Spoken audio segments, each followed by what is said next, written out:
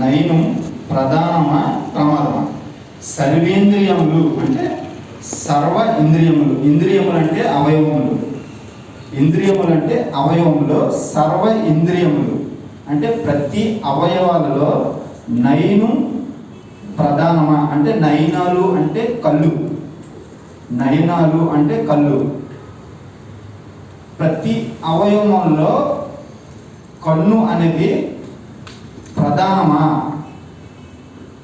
లేకుంటే ఇది ప్రమాదమా అనేటటువంటి అంశం అండి. సాధారణంగా లోకంలో పెద్దలు, గౌరవనీయులు మరి పలుకుతున్న మాట సర్వేంద్రియానం నయనం ప్రధానం అంటే ప్రతి అవయవాలలో కన్ను అనేది ముఖ్యమని చెప్పడం జరుగుతుంది. ఎందుకంటే మనం ఈ మాట చాలా ఎక్కువ హాస్పిటల్స్లో చూస్తామండి, అది కూడా కంటి హాస్పిటల్స్లో ఎక్కువ చూస్తామంటాం. ఎందుకంటే కన్ను అనేది చాలా ముఖ్యమని చెప్పడం జరుగుతుంది. మన అవయవాలలో నడినెత్తి మొదలుకొని అరికాల వరకు సుమారుగా 500 అవయవాలు ఉంటాయంటండి. నడినెత్తి మొదలుకొని అరికాల వరకు సుమారుగా 500 అవయవాలు ఉంటాయంటండి. ఈ అవయవాలు అన్నిటిలో కూడా మరి ప్రధానంగా కన్ను అని చెప్తారు. ఈ అవయవాలని 2 భాగాలుగా విభజించినట్టుగా మనం చూస్తామండి.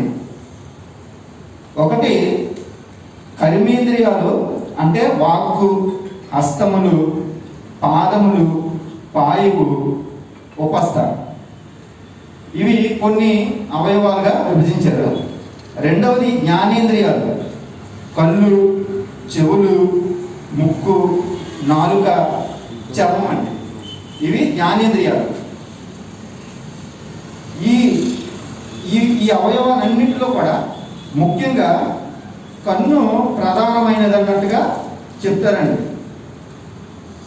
ఈ అబ్బురపరిచే మానవ నిర్మాణంలో నిజంగా కన్ను నిర్మాణం కూడా ఒక అద్భుతం, ఆశ్చర్యం, నిజంగా వండరండి. ఎందుకంటే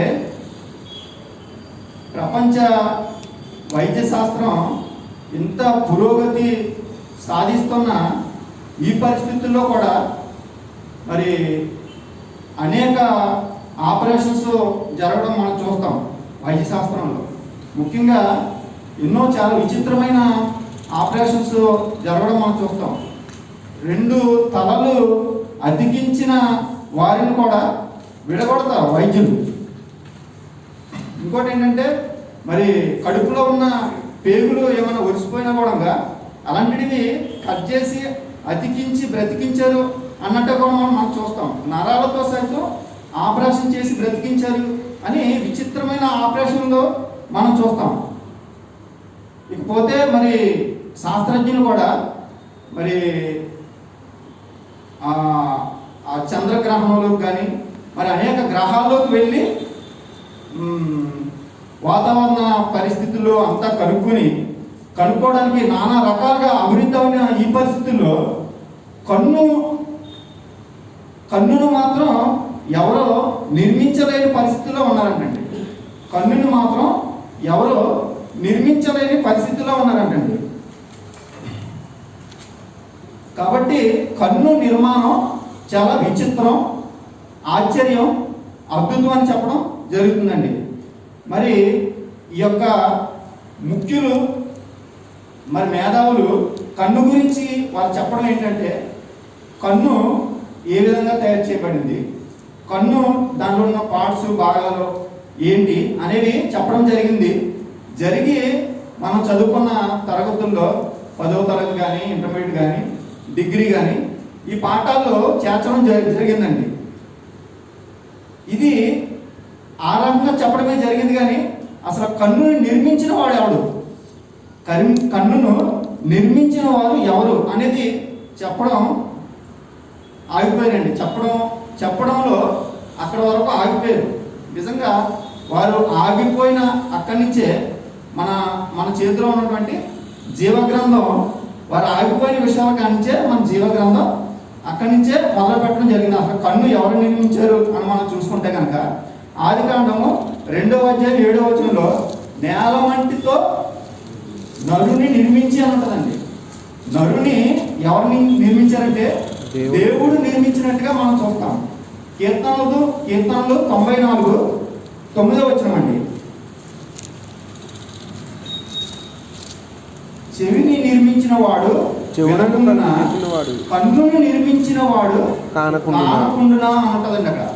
అంటే చెవిని నిర్మించిన వాడు వినకుండునా అని చెప్పి కన్నును నిర్మించిన వాడు అని అక్కడ ఉంటుంది. అంటే అక్కడ మొదటి నుంచి మనం చూసుకుంటే కనుక అవయవాల్ని దేవుడు సృష్టిస్తున్నాడు అని ఉంటుంది. కన్నుని దేవుడు సృష్టిస్తున్నాడు అని ఉంటుంది.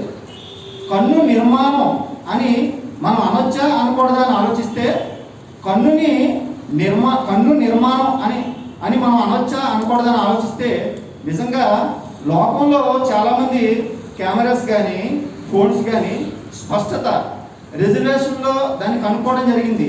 కేవలం దాని యొక్క స్పష్టత అంట 51 మెగాపిక్సెల్స్ ఉంటుందంటండి ఫోన్స్ కానీ కెమెరాస్ కానీ. నిజంగా మానవులు తయారు చేసినటువంటి ఈ ఫోను దాని యొక్క మెగాపిక్సెల్స్లో చూసుకుంటే దేవుడు నిర్మించిన కన్ను స్పష్టత అంటే 576 మెగాపిక్సెల్స్ అంటండి. ఓన్లీ 10% కూడా లేదు. అంటే కన్ను యొక్క స్పష్టత 576 మెగాపిక్సెల్స్. మానవుడు తయారు చేసిన కెమెరా కానీ ఇప్పుడు ఫోన్లు కానీ దీని యొక్క మెగాపిక్సెల్స్ ఓన్లీ 51 మెగాపిక్సెల్స్ అంట. కాబట్టి కన్ను నిర్మాణం అని మనకి బైబిల్లో రాయడం జరిగింది. ఇకపోతే మనం లోకంలో చూసుకుంటే కనుక ఎన్నో నిర్మాణాలు మనం నిర్మాణాలను పిలుస్తాం. గోదావరి ఆనకట్ట నిర్మాణం, తర్వాత ITCW నిర్మాణం. ఈ రంగ నిర్మాణాలు చూసుకుంటే వీటిని మించి గోదావరి ఆనకట్టను మించి పోలవరం ప్రాజెక్టు నిర్మాణం జరుగుతుంది. అలాగే ITCW టవర్ నిర్మాణం చూసుకుంటే బుర్జ్ ఖలీఫా 165 అంతస్తుల నిర్మాణం జరుగుతుంది. ఇలాంటి నిర్మాణాలు ఒక నిర్మాణాన్ని చూసి మరొకటి నిర్మాణాన్ని కట్టే పరిస్థితుల్లో మానవులు ఉన్నారు. కానీ ఈ వైద్య శాస్త్రం, ప్రపంచ వైద్య శాస్త్రం కన్నును మాత్రం తయారు చేయలేని పరిస్థితుల్లోకి వెళ్ళిపోయింది. కాబట్టి కంటి నిర్మాణం అని మనం చెప్పగలుగుతున్నామండి. కంటి నిర్మాణం ఏమండి చాలా మరి సున్నితమైంది కన్ను, చాలా మరి సెన్సిటివ్ పార్ట్ అంటారు.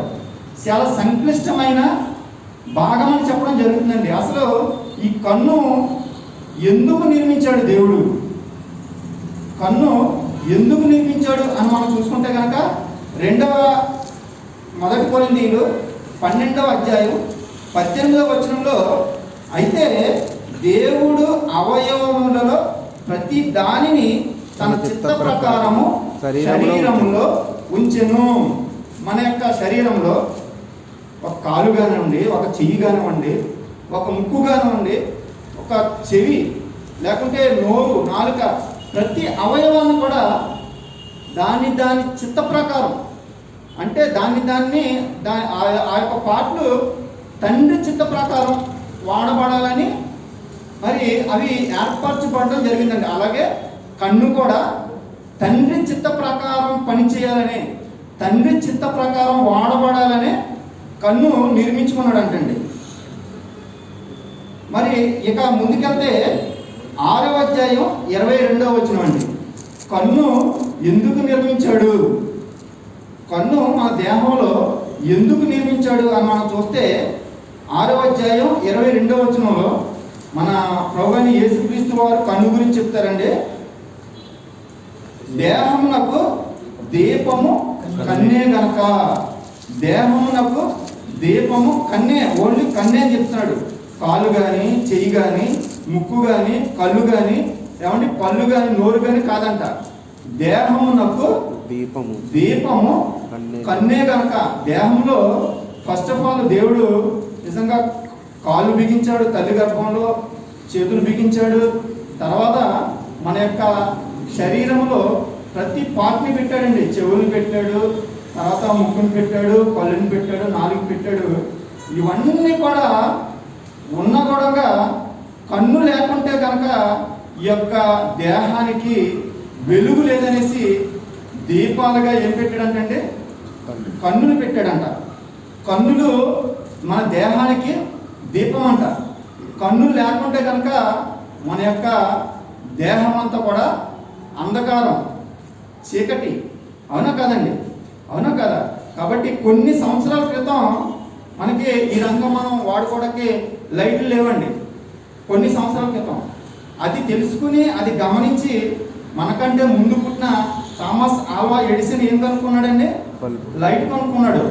బల్బు కనుక్కున్న కానించి మనం అంతా కూడా ఎంత వెలుగులో మనం హాయిగా, మరి వెలుగు మన మనిషి జీవితం వెలుగులో మరి తిరిగే మనం ప్రపంచంలో మనం తిరుగుతున్నాం.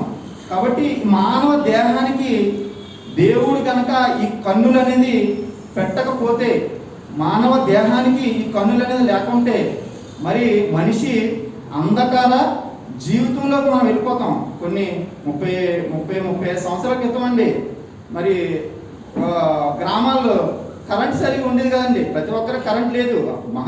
మరి పేదరికంలో ఉన్నాం కదండి. ప్రతి ఒక్కరు ఏం చేసేవారు? లేచి నా పరిస్థితి చూసుకుంటే కనుక స్కూల్కి వెళ్ళడం, రావడం, వచ్చిన తర్వాత ఏం చేసాము? చిమిలీలు ఉండేయండి మాకు. చిమిలీలు అంటే గాజువి, చిమిలీలు తుడిసి దానికి దీపానికి పెట్టేవారు. దీపానికి పెడితే ఆ దీపం వెలుగులోనే ఆ స్కూల్స్కి వెళ్ళేవాళ్ళు, మరి బళ్ళుకి వెళ్ళేవారు. ఆ దీపం వెలుగులోనే చదువుకునేవారు. చీకటి అంటే ప్రతిదీ కూడా లైట్ లేకుంటే చీకటిగా ఉండేది. కాబట్టి ప్రతి ఒక్క మానవ దేహం చీకటైపోద్దని దేవుడు మానవ దేహంలో కన్ను పెట్టడం జరిగింది. దేవుడు మానవ దేహంలో కన్ను పెట్టడం జరిగింది. ఏమంటే మానవ దేహానికి అసలు కన్ను ఎందుకు పెట్టాలి? మానవ దేహానికి కన్ను ఎందుకు పెట్టాలి అని కనుక మనం ఆలోచిస్తే, మానవ దేహానికి కన్ను పెట్టడం కారణం, ఈ మానవ దేహం అంటండి దేవుని ఇల్లు అంటండి. మానవ దేహం దేవుని ఇల్లు. దేవుని ఇల్లు అనేటువంటి మానవ దేహానికి కన్ను పెట్టవలసిన ముఖ్య ఉద్దేశం ఏంటంటే, ఈ మానవ దేహంతో మనం పుట్టినట్టు మనం ఈ కన్నుని మరి లోకంలో మనం వెలుగుని చూస్తూ, లోకంలో మరి చీకటిగా ఉన్నటువంటి ఈ యొక్క ప్రపంచాన్ని చూసి మనం వెలుగుగా ఉండి కొంతమందిని వాక్యం ద్వారా వెలిగించి పరలోకానికి తీసుకుపోవడానికి, తర్వాత దేవుడిచ్చినటువంటి ఈ జీవ గ్రంథాన్ని చదివి దేవుని యొక్క లేఖనాలను పరిశోధించి మరి దేవుడున్న పరలోకానికి వెళ్ళిపోవడానికి మరి కన్ను దేవుడు మనకి ఇచ్చాడంటే అది అసలు ముఖ్య ఉద్దేశం. అది అసలు ముఖ్య ఉద్దేశం. కానీ దీపాలుగా పెట్టినటువంటి ఈ మానవ దేహానికి దీపాలుగా పెట్టినటువంటి ఈ యొక్క కళ్ళు 2 పేతురు 2వ అధ్యాయం 14వ వచనం అండి. 2 పేతురు 2వ అధ్యాయం 14వ వచనం అండి. వ్యభిచారిని చూచి ఆశించుచు పాపము మానలేని కన్నులు గలవారు. చాలండి. వ్యభిచారిని చూస్తున్నాయంట కన్నులు, చూసి పాపము మానలేని కన్నులు గలవారును. ఏమండి? మన పాఠం సర్వేంద్రియానం నైను ప్రధానమా ప్రమాదమా? ఏమండి? వ్యభిచారిని చూస్తున్నాయంట కన్నులు, ప్రధానంగానే పెట్టారు అని చెప్తున్నారు.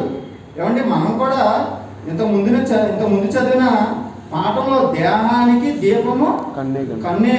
యేసుక్రీస్తే చెప్పాడు కన్ను కంపల్సరీ దేహంలో ఉంటుంది. దేహానికి కన్ను లేకుండా కనుక అది అంధకారం అని చెప్పాడు.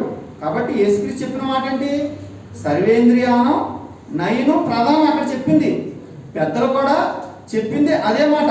మనం సర్వేంద్రియానం నైను ప్రధానం కాదంటలేదు, కానీ అదే కన్నులు ప్రమాదంలోకి తీసుకెళ్ళిపోతున్నాయి. అదేంటి పాఠం ఉద్దేశం.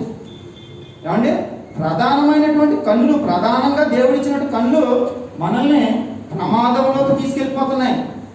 అలాంటి ప్రధానంగా ఉపయోగించవలసిన ఈ కన్నులు అంటే, ఈ కన్నులతోటి ఇక్కడ చెప్తున్న మాట ఏంటంటే వ్యభిచారిని చూస్తున్నారంట.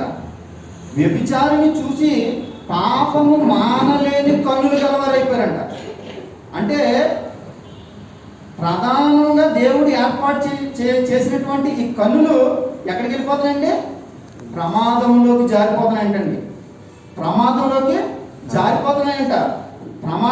ప్రధానమైనటువంటి కళ్ళు ప్రమాదంలోకి జారిపోతున్నాయంట. ఈరోజు సంఘంలో వారండి, సంఘంలో వాళ్ళే నిజంగా వాళ్ళ జీవితాన్ని నాశనం చేసుకున్నారు. ఆ అధ్యాయంతో చూసుకుంటే భక్తిహీనుల గురించి ఉంటుందండి ఈ అధ్యాయం. నిజంగా ఒకనాటి సుఖానుభావం గురించి అంటే వారి పాపము మానలేని కనులు. ప్రధానంగా దేవుడు నిజంగా జీవగ్రంథం చదివి నేనుండే లోకానికి వచ్చే నాయన అని చెప్తుంటే ఈ మనుషులు ఈ కన్నులంట ప్రమాదం వైపు నెట్టేసుకున్నారంటండి. ప్రమాదం వైపు నెట్టేసుకుని పాపము మానలేని కన్నులుగా తయారు చేసుకున్నారంట. అంటే ప్రమాదంలోకి వెళ్ళిపోతున్నారు కన్నుల వల్ల. ఏమంటే మొదటి యోహాను 2వ అధ్యాయం 16వ వచనం. మొదటి యోహాను 2వ అధ్యాయం 16వ వచనం మనం చాలాసార్లు చదువుకున్నదండి. లోకములో ఉన్నదంతయు అనగా శరీరాశ, నేత్రాశ, జీవపు డంబము తండ్రి వలన పుట్టినవి కావు. అవి లోక సంబంధమైన అపవాది వలన పుట్టినవి. ఏమండి? శరీరాశ ఒకటి, నేత్రాశ ఒకటి, జీవపు డంబం ఒకటి. ఇవి తండ్రి వలన పుట్టినవి కావంట. ఎవరి వలన పుట్టినవి? మరి అపవాది వలన పుట్టినవి. సాధారణంగా శరీరాశ అంటే మన నడినెత్తి నుంచి అరికాల వరకు కూడా ఈవెన్ అన్ని పార్ట్స్ వచ్చేస్తాయి. యాక్చువల్గా ఈవెన్ అన్ని పార్ట్స్ వచ్చేస్తాయి. అన్ని పార్ట్స్లో కన్ను కూడా ఉంది. శరీరాశ అంటే శరీరం అంటే అన్ని పార్ట్స్లో కన్ను కూడా ఉంది. మరి శరీరాశ తర్వాత ఇచ్చాడు నేత్రాశ. అంటే శరీరాశ అని చెప్పిన తర్వాత మళ్ళా నేత్రాశ ఎందుకు పెట్టాడు? ఏమంటే నేత్రాలు చాలా ప్రమాదంలోకి తీసుకెళ్ళిపోతాయనే దేవుడు తన పిల్లలు ఈ నేత్రాశను చూసి ఎక్కడ మోసపోతారో అనేసి శరీరాశ తర్వాత వెంటనే నేత్రాశను పెట్టి నేత్రాశ అని పెట్టాడు. ఈ నేత్రాశ కలిగి నిజంగా నేత్రాలతో పాపంలోకి జారిపోతారనేసి నిజంగా ఈ నేత్రాశ గురించి ప్రత్యేకంగా దేవుడు రాయించాడండి. నిజంగా మనం ఇంతకుముందు చదువుకున్న వాక్యంలో పాపము మానలేని కన్నులు అనేసి భక్తిహీనుల గురించి ఉంటుంది. నిజంగా ఈ నేత్రాశ అనేసి ఇక్కడ ఉంది కదండి. ఈ నేత్రాశలో పడి భక్తిహీనులు కాదంటండి, భక్తి పరులు కూడా వారి యొక్క జీవితాన్ని నాశనం చేసుకున్నారంట. భక్తి పరులు కూడా మరి నేత్రాశకు పడిపోతారని బైబిల్లో మన గురించి ఏమండి ముఖ్యంగా మన యవనస్తుల గురించి మరి దాంట్లో రాయించడం జరిగిందండి. 2వ సమయాలు 2వ అధ్యాయం. సమయం అయిపోతుంది కాబట్టి నేను తొందరగా క్లియర్ చేస్తానండి. 2వ సమయాలు 11వ అధ్యాయం 2వ వచనం. ఒకానొక దినమున ప్రొద్దుగుంపు వేళ దావీదు పడక మీద నుండి లేచి రాజనగరి మిద్ది మీద నడుచుచు పైనుండి చూచుచుండగా స్నానము చేయు ఒక స్త్రీ కనపడిందంటండి. ఈ వాక్యం మనకి ఎప్పుడు ప్రతిసారి మనం చాలాసార్లు విన్నాము, ప్రతిసారి మనకు టచ్ అవుతుంది. మీకు అందరికీ తెలుసు ఈయన ఎవరంటే దావీదు గారండి. ప్రొద్దుగూకు వేళంట పడక మేంచి లేచాడంట. ఏమంటే వసంతకాలం కాబట్టి యుద్ధం జరుగుతుందంట. ఆయన యుద్ధం సాయంత్రం వెళ్దామనేసి లెగిసి మిద్ది మీదకి ఎక్కాడంట, 5 స్టేర్కి ఎక్కాడంట. ఎక్కిన తర్వాత అలా చూస్తుంటే ఒక స్త్రీ కనిపించిందంట. ఒక స్త్రీ కనిపించినప్పుడు ఆమెనే చూస్తూ అలా ఉండిపోయాడంట. కన్నులు ప్రమాదం అండి, కన్నులు ప్రధానం. కానీ ఈయన ప్రమాదంలోకి జారిపోతున్నాడు. ఇలా చూస్తూ ఉన్నాడంట. మరి చూసినప్పుడు ఆమె 3వ వచనం చూసుకుంటే ఆమె సౌందర్యవతిగా ఉన్నదంట. ఆ సౌందర్యవతి ఉన్నటువంటి స్త్రీని అలా చూచుచు పాపము మానలేని కన్నులు గలవాడిగా ఉండిపోయాడంట. ఏమండి? పాపము మానలేని కన్నులు గలవాడిగా చూచుచు కన్నులతో పాపం చేస్తున్నాడు అంటండి దావీదు గారు. అంటే దావీదు గారు గురించి మనం ఆలోచిస్తే కీర్తనలో 1వ అధ్యాయం 1వ వచనంలో ఏముంటుందండి? యెహోవా ధర్మశాస్త్రమును దివారాత్రములు ధ్యానించువాడు ధన్యుడు అని ఉంటది. పాపుల మార్గమున నిలువక అని ఉంటది.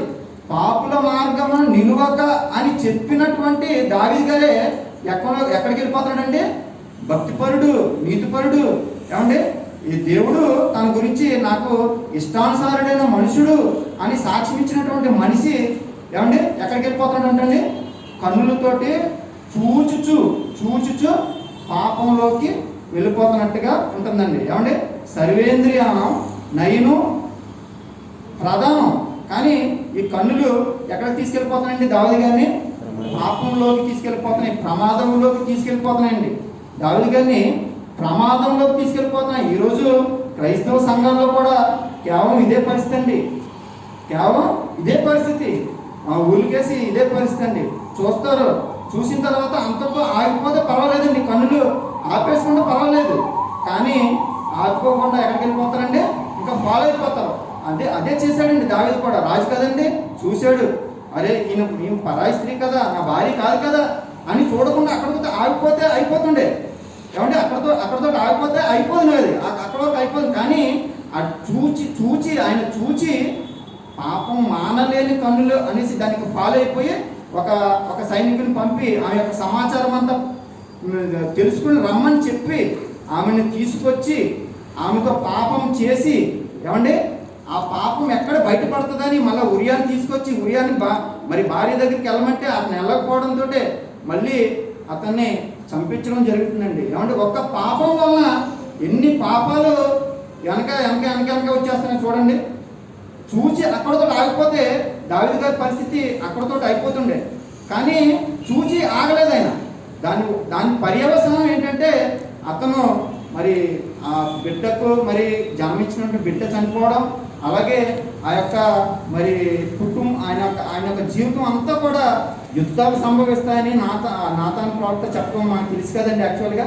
తర్వాత ఇదే కోవలో మనం సంసోను గారిని కూడా చూసుకుంటే న్యాయాధిపతులు 13వ అధ్యాయం 5వ వచనంలో చూసుకుంటే ఏమండి సంసోను గారి గురించి ఒక మాట ఉంటుంది అక్కడ. ఐగుప్తీయుల నుండి ఇశ్రాయేలులను రక్షించుటకు మరి రక్షకుడిగా పుట్టి ఉన్నాడని చెప్తాడు అక్కడ. ఏమండి సంసోను గారు. అలాంటి సంసోను గారు కూడా మరి చూచుచు పాపంలో పడిపోయినట్టుగా మనకి ఇక్కడ చూస్తామండి. 14వ వచనంలో 14వ అధ్యాయం 1వ వచనంలో చూసుకుంటే కనుక అతను గాజాకు వెళ్ళి ఒక వేశ్యను చూచాడంటండి.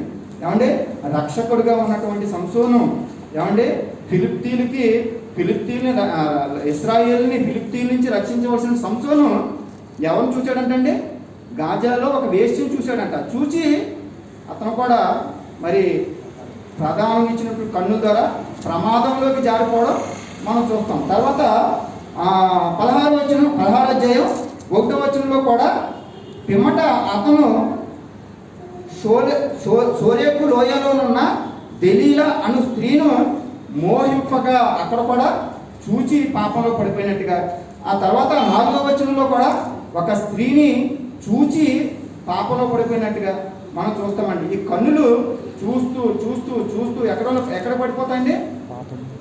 పాపంలోకి పడిపోతాయండి. కాబట్టి సర్వేంద్రియానం నయనం ప్రధానం అంటే ప్రధానంగానే ఇచ్చాడు దేవుడు, కానీ పాపములోకి నెట్టివేయబడతాయని బైబిల్ చెప్తుంది. పెద్దలు ఎక్కడి వరకు చెప్పారంటే ప్రధానం అక్కడ వరకు చెప్పారు. తర్వాత మనం ఆదికాండం 3వ అధ్యాయం సంసోను గారి పర్యవసానం కూడా మనం చూస్తాం. అతడు అలాగా చూచి మరి ఆ వేశ్యతోటి మరి పాపం మానలేని పరిస్థితుల్లోకి వెళ్ళిపోయినప్పుడు ఆ వేశ్య మరి ఫిలిప్తీరాలు కాబట్టి అక్కడ ఫిలిప్తీ సర్దారులతో చేతులు కలిపి సంసోను గారిని మట్టి పెట్టడానికి నిజంగా సంసోను గారిని అప్పగించినప్పుడు నిజంగా 16:16లోనండి ఆ స్త్రీని పాపము మానలేకండి నిజంగా ఏడుస్తాడంటండి. అంటే 16 వచనం చదవండి కొంచెం. 16వ అధ్యాయం 16వ వచనంలో ఆమె అనుదినము ఆ మాటల చేత అతని బాధించుచు తొందర పెట్టుచున్నందున అతడు ప్రాణము విసిగి చావగలని చచ్చిపోదాం అనుకున్నాడు. నిజంగా ఒక స్త్రీ మాటలకి అతను పాపంలో పడిపోయి ఆ పాపం మానలేక ఆమె దగ్గర నుంచి వెళ్ళాక చావడానికి కూడా సిద్ధమయ్యాడంటండి. చావడానికి సిద్ధమయ్యి 21 వచ్చిన చూస్తే కనుక ఆ ఫిలిప్తీయుల చేతికి అప్పగించేసి అదే కన్నులతో పీకించుకునే పరిస్థితి పెరికివేస్తారంటండి. సంసోను గారు కన్నులు పెరికివేస్తారంట. ఏమంటే కన్నులు ప్రధానం ఇచ్చాడు మనకు దేవుడు.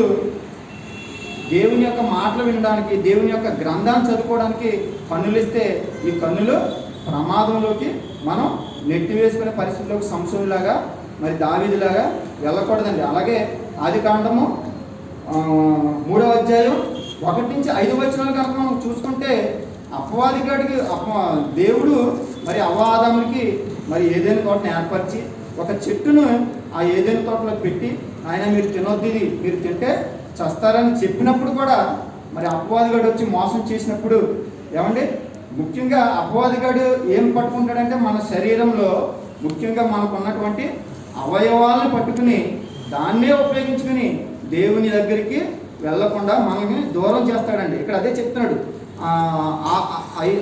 3వ అధ్యాయం 6వ వచనం దయచేసి చదవండి. స్త్రీ ఆ వృక్షము ఆహారమునకు మంచిదియు కన్నులకు అందమైనది. అపవాదిగాడు తంత్రం అండి, అపవాదిగాడు అస్త్రం అండి. ముందు మన కన్నులకు వేస్తాడంట, చూడడానికి అందముగా కనిపించేలాగా. లోకం అంటే చూడడానికి అందంగా కనిపించేలాగా అపవాదిగాడు వేస్తాడంట. అదే కోవలో మరి ఇక్కడ అవ్వ పడిపోయినట్టుగా ఆ కన్నులు చూసి మోసపోయినట్టుగా ఆ తర్వాత ఆ చేతుల ద్వారా ఆ పండుని తీసుకున్నట్టుగా మనం చూస్తామండి. ప్రతిదీ కూడా కన్ను ఫస్ట్ ఆఫ్ ఆల్ ప్రేరేపిస్తుందంట. ప్రధానంగా ఒక పాపాన్ని చేయడానికి కన్ను ప్రధానంగా ప్రేరేపిస్తుందంట. ఏమండి దేవుడు దేహంలో దీపంగా మరి కన్నుని పెడితే ఆ దీపాలు నిజంగా మరి సాతానుగాడు అదే దీపాలని ఉపయోగించుకుని మనల్ని లోకంలోకి నెట్టేస్తాడు అన్నట్టుగా మనం చూస్తామండి. తర్వాత 1 యోహాను 5వ అధ్యాయం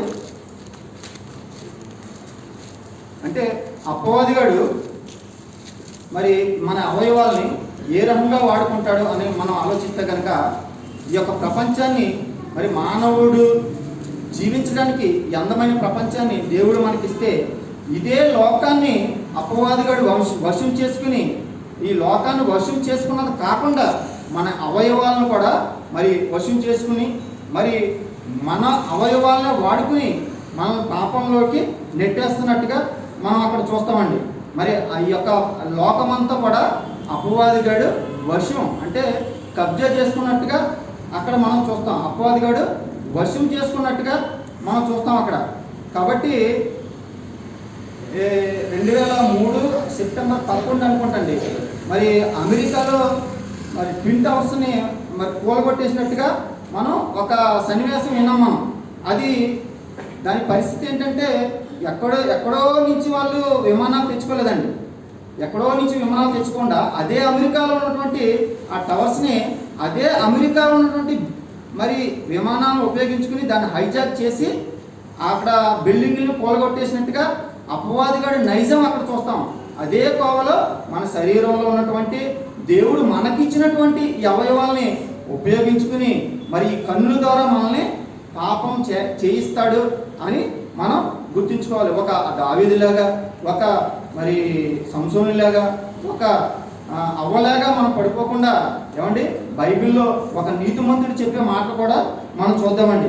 యోబు 31వ అధ్యాయం 1వ వచనం మనం చూసుకుంటే యోబు 31వ అధ్యాయం 1వ వచనం మనం చూసుకుంటే కనుక అక్కడ ఏమంటుందంటే నేను నా కన్నులతో నిబంధన చేసుకుంటుని కన్యకను నేను ఎలాగో చూచుదును అలాగూ చేసిన ఎడల పరమనున్న దేవుని ఆజ్ఞ ఏమగును అన్నాడండి. ఏమండి కన్నులతో నిబంధన చేసుకోవాలంట. ఏమండి యోబు నిజంగా కన్నులతో నేను పాపం చేయకూడదు, నా భార్య ఉంది, నాకు ఇంట్లో ఒక స్త్రీ ఉంది, తర్వాత నేను వేరే వాళ్ళని చూసి పాపం చేయకూడదు అని మనకి పాఠంలో చెప్పడం జరిగింది. యోబులాగా మన జీవితం నిజంగా కన్నులతో నిబంధన చేసుకోవాలి. ఎందుకంటే కన్నులు ఫస్ట్ పాపం చేసి మన శరీరాన్ని పాపంలో పడగొట్టి దేవుడుండే లోకానికి మనల్ని మరి కాకుండా చేస్తుందంటండి. అదే అధ్యాయం 7వ వచనంలో కూడా ఒక మాట ఉంటుంది చూడండి. 7వ అధ్యాయంలో ఒక మాట ఉంటుందండి. 31 7వ అధ్యాయంలో నా మనస్సు నా కన్నులను అనుసరించి, అది నా మనస్సు నా కన్నులను అనుసరించి. ఏమంటే కన్నులు వెళ్ళిపోతానంటే మనస్సును అదుపు చేసుకోవాలంట. ఇక్కడ అదే అర్థం అండి. కన్నులు చూస్తాయంట, అక్కడ మనం కంట్రోల్ చేసుకోవాల్సింది ఏంటి? మనస్సును కంట్రోల్ చేసుకుంటే అక్కడితోటి మనం పాపం చేయకుండా ఆగిపోతాం. ఆగిపోయి ఎక్కడ మనం దేవుని యొక్క మాటల్లోకి మనం వెళ్ళిపోతాం. కన్నులు చూసినప్పుడు మన మనసును అదుపు చేసుకోకపోతే ఎక్కడికి వెళ్ళిపోతాం మనం? అలాగా పాపంలోకి వెళ్ళిపోతాం. ఈరోజు చాలామంది కూడా అదేనండి, కన్నుతో చూస్తున్నారు, అక్కడి నుంచి అక్కడ ఆగిపోకుండా దావీదులాగా పాపంలోకి వెళ్ళిపోయి మళ్ళీ తిరిగి రాని పరిస్థితిలోకి వెళ్ళిపోయి దేవుడు ఏర్పరిచిన మరి లోకానికి కాకుండా తిరిగి రాని లోకంలోకి వెళ్ళిపోవడం కూడా మనం చూస్తూ ఉంటామండి. ప్రసంగి 1వ అధ్యాయం 8వ వచనం అండి. ప్రసంగి 1వ అధ్యాయం 8వ వచనం అండి. ఎడతెరిపి లేకుండా సమస్తము జరుగుతున్నది. మనుషులు దాన్ని వివరింపజాలరు. చూచుట చేత కన్ను తృప్తి పొందకున్నది. చాలండి. చూచుట చేత కన్ను అంటండి తృప్తి పొందుతలేదంట.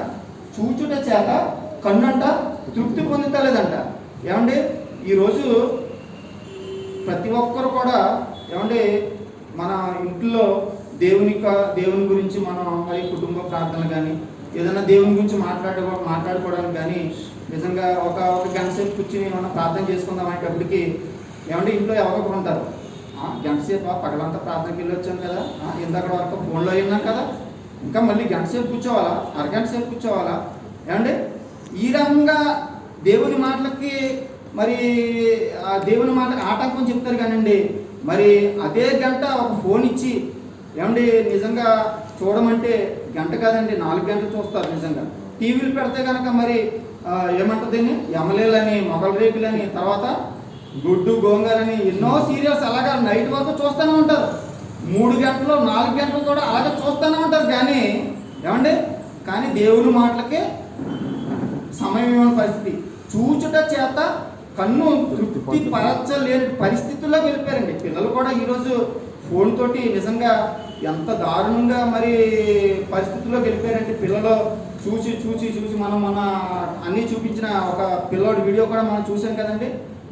ఎంత దారుణంగా మరి పబ్జీ గేమ్లోకి వెళ్ళిపోయాడండి పిల్లలు. ప్రతి ఒక్కరు కూడా గేమ్స్ అని నిజంగా ఇంకా మన పాటల్లో చూసుకుంటే కనుక ఫోన్ వీడియోలు కూడా అలా నైట్ అంతా చూసుకుంటూనే ఉన్నారంటండి.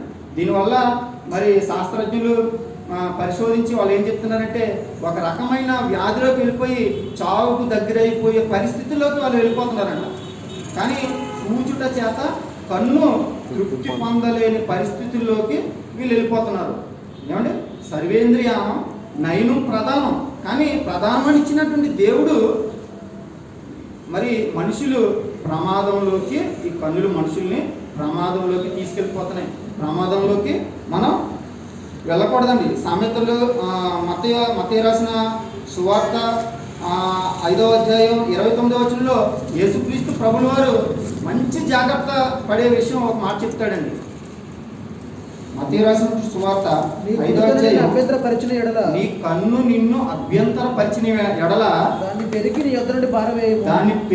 నీ యొద్ద నుండి పారవేసి ఒక కన్నుతోటి పరలోకం వెళ్ళినాయన చెప్తాడు అక్కడ. ఏమంటే నీ కన్ను నిన్ను అభ్యంతరపరిస్తే ఆ కన్ను ఏం చేయమన్నాడు? ఒక్క కన్నున్నా పర్వాలేదు ఆయన, నువ్వు పరలోకం వెళ్ళిపోతావు, పాపం చేసే పరిస్థితి నువ్వు రాణించుకోవద్దు, ఒక్క కన్ను తీసేయని చెప్తున్నాడు. కాబట్టి ఈ కన్ను కనుక మనం అభ్యంతరపరిస్తే కనుక మనము కన్ను తీసేసి పరలోకం వెళ్ళి ఒక కన్నుతో వెళ్ళినా పర్వాలేదు, మనం పరలోకం సాధించుకోవాలి. అంతేగాని కన్నుని అభ్యంతరపరిస్తే ఆ కన్ను వల్ల నువ్వు పాపంలో పడిపోయి పరలోకానికి దూరం అయిపోయే పరిస్థితి రానిచ్చుకోవద్దు అని యేసుక్రీస్తు చెప్పడం జరుగుతుందండి. ఇక్కడ సామెతలు 23వ అధ్యాయం 26వ వచనం అండి. సామెతలు 23వ అధ్యాయం 26వ వచనం అండి. నా కుమారుడా నీ హృదయమును నాకిమ్ము, నా మార్గములు నీ కన్నులకు ఇంపుగా ఉండనిము. మన కన్నులకు ఏది ఇంపుగా ఉండాలంటే దేవుని మాటలు ఇంపుగా ఉండాలంట, దేవుని యొక్క పనులు ఇంపుగా ఉండాలంట, దేవుని యొక్క లేఖనాలు చదివడం ఇంపుగా ఉంటే కనుక మనం పాపంలోకి పడిపోమండి. ఏమండి సొలొమోను గారితో రాయిస్తున్నారండి మన కన్నులు మనం కాపాడుకునే విధానం ఇక్కడ రాయిస్తున్నాడు. తర్వాత కీర్తనలో 25:15 మనం చూసుకుంటే, కీర్తనలో 25:15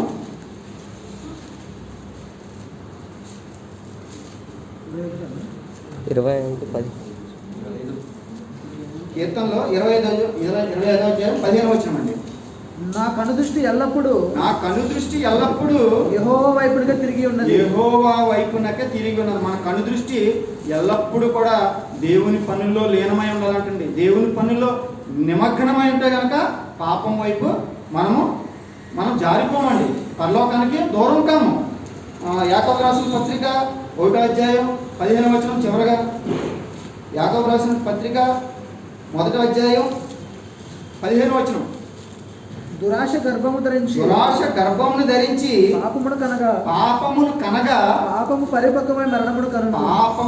పాపము పరిపక్వమై ఏం కంటదంటే మరణం కంటదంట. దురాశ ఏదైనా చూసినప్పుడు మనం ఆశ కలిగి ఉంటాం, అంటే నేత్రాశ వలన మనము పాపాన్ని కంటామంట. ఆ పాపం మనల్ని దేవుడు ఉండే లోకానికి మరణంలోకి దించేస్తుందంటండి. ఈ లోక మరణం కాదు, ఇది రెండవ మరణం అండి. పాతాళానికి దిగజారిపోతామండి మనం. ఈ నేత్రాశ వలన పాతాళానికి దిగజారిపోతామండి, వెళ్ళిపోతాం. కాబట్టి మనం నేత్రాశ కలిగి ఉండకూడదు.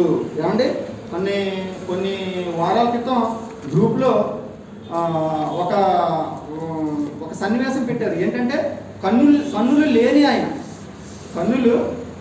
ఆయన నిజంగా ఇట్లా అనేసి ప్రతి వారం బైబిల్ చదివి ఆరాధన నడిపిస్తాడంట అని మనం ఒక సన్నివేశం మనం చూసాం. నిజంగా కన్నులు లేని అతనే నిజంగా దేవుని పని చేస్తూ దేవుని మహిమపరుస్తున్నాడు. అంటే నిజంగా అతను కనుక మనం ముందు పెడితే రేపు పొద్దున పరలోకం వెళ్ళిపోయిన తర్వాత మనం ఏ సమాధానం చెప్పుకుంటామంటే, కన్నులు లేనివాడు నిజంగా దేవుని పని చేస్తున్నాడు, కన్నులు నీకు ఇచ్చాను, నిజంగా ఈ సర్వేంద్రియానం నయనం ప్రధానమని నీకు కన్నులు ఇచ్చాను, నీకు నువ్వే ప్రమాదంలోకి చేసుకున్నాను ఆయన, కాబట్టి నీకు పరలోకం లేదంటే మనం చాలా బాధపడ. అతను మన పక్కన పెడితే మనం ఏ లెక్క సమాధానం, మనం ఏం లెక్క చెప్పుకుంటామండి? మరి నిజంగా మనం యవనస్తులుగా ఉన్నాం. మన తల్లి గర్భంలోంచి మరి మనకి ఇప్పుడు వరకు మరి తల్లి గర్భంలో కన్నులు పెట్టి మన యవనస్తుల వరకు మనం దేవుడు కాచి కాపాడాడు.